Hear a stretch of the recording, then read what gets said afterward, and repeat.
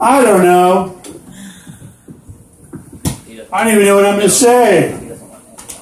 So, you know, I know that Hulk Hogan is already out of the news cycle.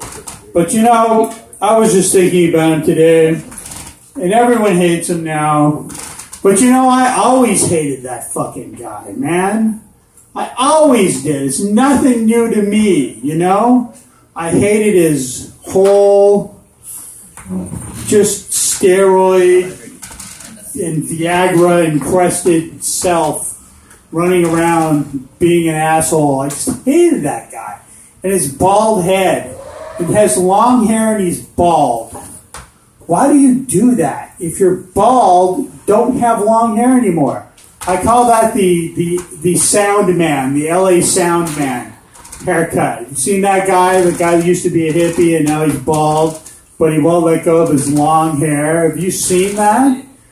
Just grosses me out. That guy always grossed me out. I guess somebody uncovered some racist rant that he did. You guys even hear about that? No? Didn't hear about it. I hate his bald head. And you know what I really hate about him? That stupid handlebar mustache. I hate that fucking handlebar mustache that guy has. You know what that's called? That's called the 1970s prison sperm catcher mustache. That's what that's called. Handlebar mustache. It's just gross. Shave that fucking thing off. And the other thing in the news that really makes me angry is in New York, I guess there's some bare breasts that are bothering people. Has anyone read this? Anywhere? No? You guys aren't reading the news? Yes, I've heard of it. Boobies in New York, evidently. Okay, the New York Sub-Supreme Court did make a judgment years ago that since the law is that men can go naked from the waist up, then women can also go naked from the waist up. That's the law in New York. If you're in New York and you're on a beach, many men there will have large, saggy, pendulous breasts. And it's okay. If they can have them, you can have them too. But there's these people in Times Square, and they're posing, they're naked, but they're painted. And they're posing for photographs with tourists, okay? Posing for photographs, and they're naked. And they're trying to stop that. And I just wanted to say to the people of New York, really loud, because you're far away, breasts cannot hurt you. They are harmless things. I used to have a girlfriend with very large breasts. And she used to sit on top of me, and it gave her great amusement. She said one day, "Can I hit you in the face with my breasts?" And I'm like, me being a proud American, said, "Yes, you can hit me in the face with your breasts." And she did, as it seemed to give her great pleasure.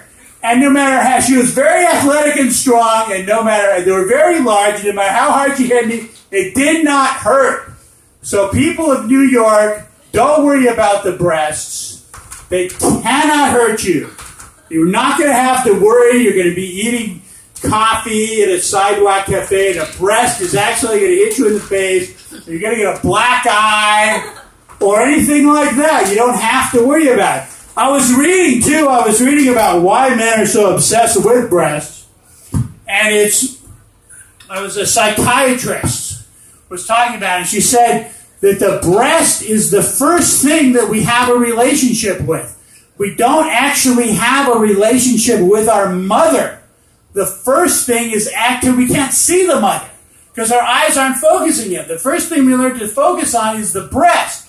And that gives us everything that we need. It gives us the sustenance we need to survive, and it gives us love. Because you don't touch a baby will die.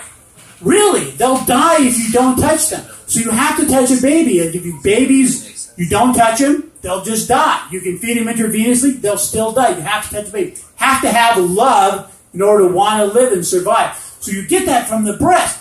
But that's the first thing that you have. You have this relationship with this breast. It's like this first. So the first thing you have in your life is the breast, and that's why men are obsessed. And that's why men are obsessed with big breasts. Big breasts, because the breast is really big. When you're little, it's a big, huge thing, and it gives you love and your sustenance and everything. And I was thinking, too, something really strange. You know, that like, for gay men, you know, like when you're little, when you're a baby, your mouth is small, the nipple's a lot bigger, and it goes back really far. So I was thinking for gay men, I was thinking that the gayest thing you can do in the world, it could be in their subconscious mind, their mother's nipple. Right? So even though you're gay, you're still straight. It's still your mother's breast. And they get love from that, and they also get sustenance, nutrition, protein. And I was thinking for the woman also, doing the most heterosexual thing, that could also be, in her mind, the breast of her mother. So it could be like a lesbian thing. The most heterosexual thing a woman can do, it's like a lesbian thing, you know? So anyway, just some thoughts about breasts, nipples, stuff like that. My name is Mark Selzer. Thank you. This has been a public service announcement about breasts. Thanks a lot.